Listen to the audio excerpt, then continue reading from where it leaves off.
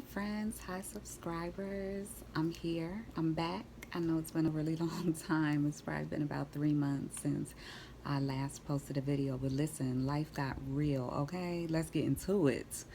Um, so, the friends that I had that were also cancer survivors, they all were telling me, like, listen, all you got to do is make it through chemo. If you can make it through chemo, you have gone through the hardest part, and it will be smooth sailing after that.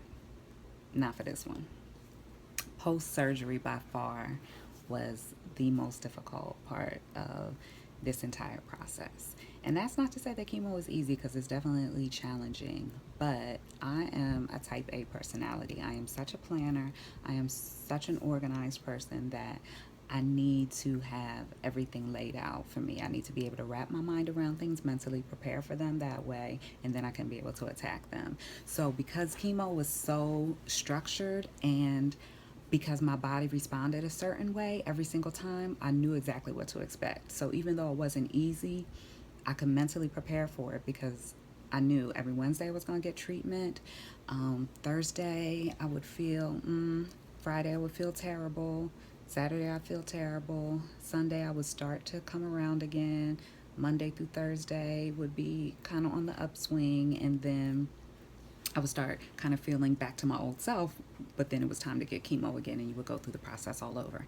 So I knew week after week after week what to expect.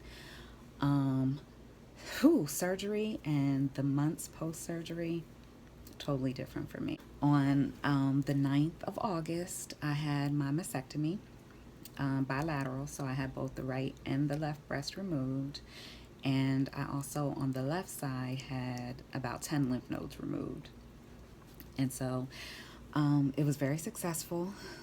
After a mastectomy surgery, though, it is a complete, like, you're sitting still for a long time. So everything from the waist up is kind of like out of commission. So you can't really use your upper body at all. I needed a lot of help, a lot of support.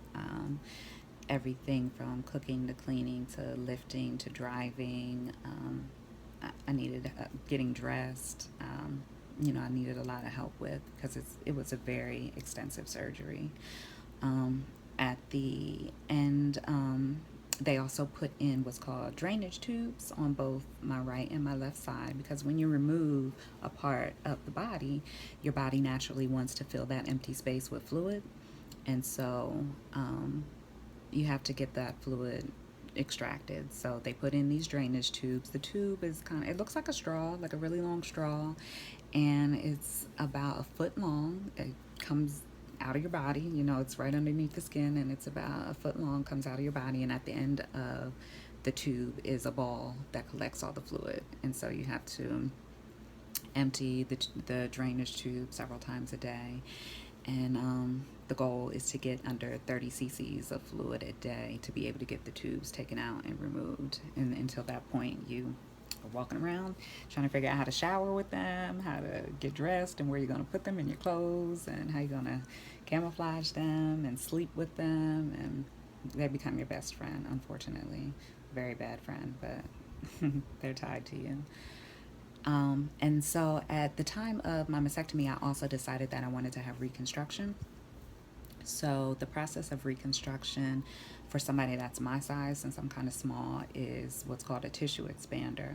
And that is basically a temporary implant that goes in at the time of the mastectomy, and it is slowly filled week by week with saline, because then it'll stretch out the skin and the muscle, and it'll get the space ready for the permanent implant.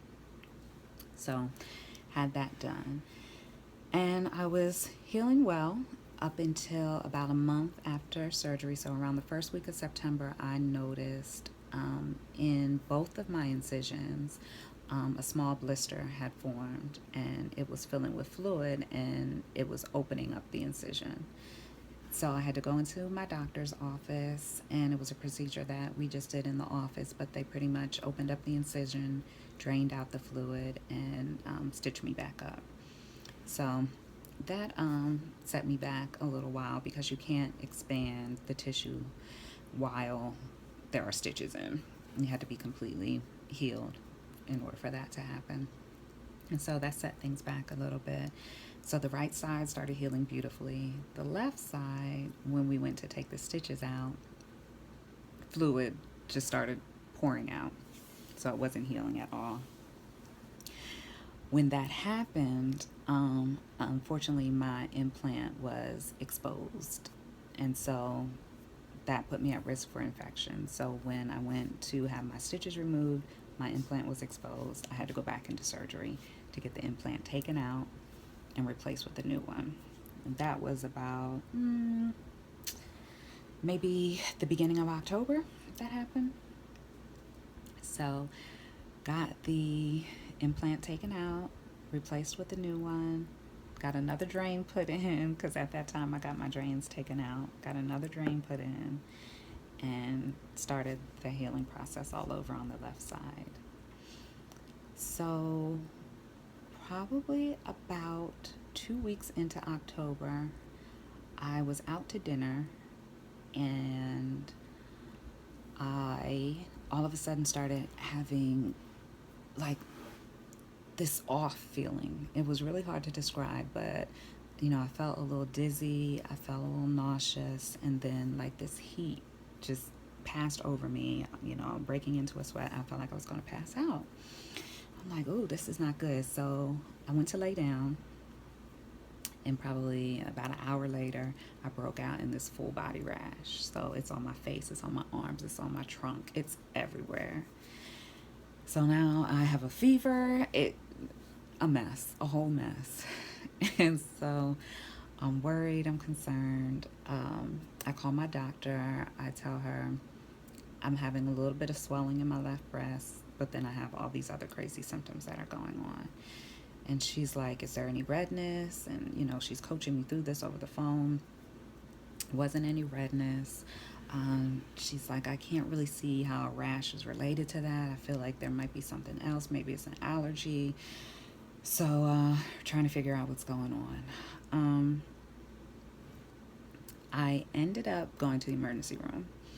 And when I got to the emergency room, they wanted to give me a steroid to take care of the rash. But the tricky thing is, if you are given a steroid and you have an infection, then it suppresses the immune system so that the immune system is no longer able to fight the infection.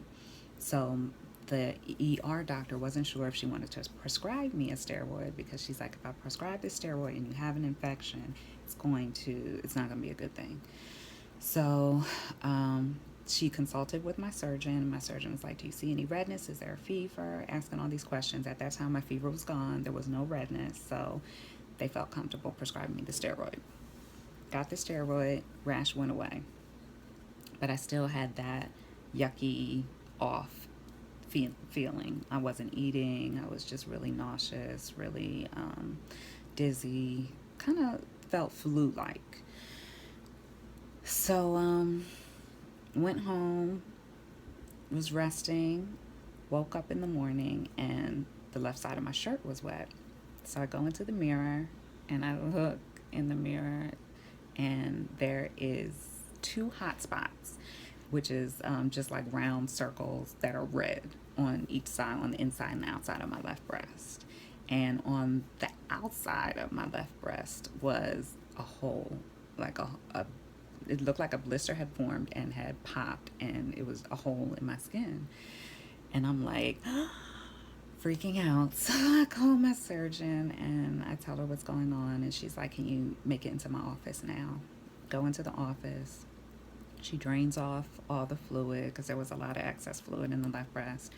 Drains off the fluid, stitches me up, cleans me up, and admitted me to the hospital. She's like, we have to get you on an IV antibiotic. We got to get you on fluids because you haven't been eating. And I also want to test this fluid to see if there's any infection. So she sends the fluid off. I get admitted to the hospital for 48 hours. At the end of the 48 hours, I felt good. I felt better. I didn't have that nauseous feeling. So they sent me home. Almost maybe about an hour after being home, that feeling came back again. And so I'm laying down, and I wake up in the middle of the night, and again, my shirt is soaking wet. I'm like, oh, here we go. So I go into the mirror, and I could see underneath, there was a bandage, but I could see that the skin had broken open. And so fluid again is draining. And so, but this is the middle of the night at this point. So I'm like, I just have to wait until the morning to contact my surgeon. So waited till the morning, contacted my surgeon, went back into the office, and they're like, we got to go back to surgery. So at this point, I'm like, okay, all right, gotta go back to surgery. So last week, went into surgery, had the left implant totally removed, and was readmitted to the hospital, stayed for a few days, had the IV antibiotics again. And I spoke with an infectious disease doctor, and they tested the fluid, and they discovered that I had a staph infection. So that whole time, the last pretty much week and a half, 2 weeks, I had the staph infection. So, that's why the rash had presented itself, the fever had presented itself, the nausea, the dizziness, the loss of appetite, the weakness, all of that. So the good thing is we found out that it was a staph infection. We were able to get the implant out, clean out the area, and get me well again. Unfortunately, it did set me back about 3 months. At this point, I have to wait a full 3 months to heal again. I have another drainage. I have another drainage tube. So I have to wait till the drains come out. I have to wait until I'm fully healed again, and then we can try again. We can start again with another implant. It was a little challenging for me. I felt like at the very beginning of this process back in March of last year, I was doing a lot of journaling, and I knew pretty conclusively what God was calling me for. I knew that there was a plan on my life. I knew that this thing was not going to result in death. I knew that I was going to have an amazing story to tell, an amazing testimony. I was excited about my future. I was excited about the next 5, 10, 15, 20, 25, 30 years. And I was not afraid. I was at peace. And I was confident that there would be hope at the end of this. And I would also have hope to share with others. And then along the journey, especially post-surgery, I began to lose some of that and really be anxious and really be worried and really be concerned and really be feeling like this is not at all what I expected. This is not what I anticipated. This is not what it's supposed to look like. I'm not prepared for this. I'm not ready for this. I can't do this. This is too hard. So I began to lose all of those things that I felt so strongly about at the very beginning. And so I do want to, because the whole purpose of me, recording this and chronicling this was to offer hope. So the hope that I offer in this, and that I even had to take back for myself, was the plan is still the plan. Like, I had to go back to my old journals. I had to go back to where it all started and remember that nothing in the plan changed, but my outlook toward it did. And so I had to remember the plan is still the plan. The promises are still the promises. The future is still the future.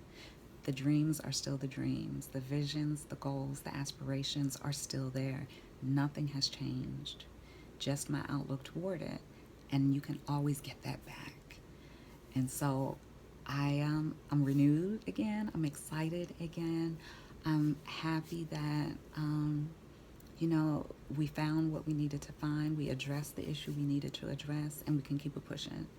And so there is great hope. There's a great future. The plan is still the plan, and it's mine to have.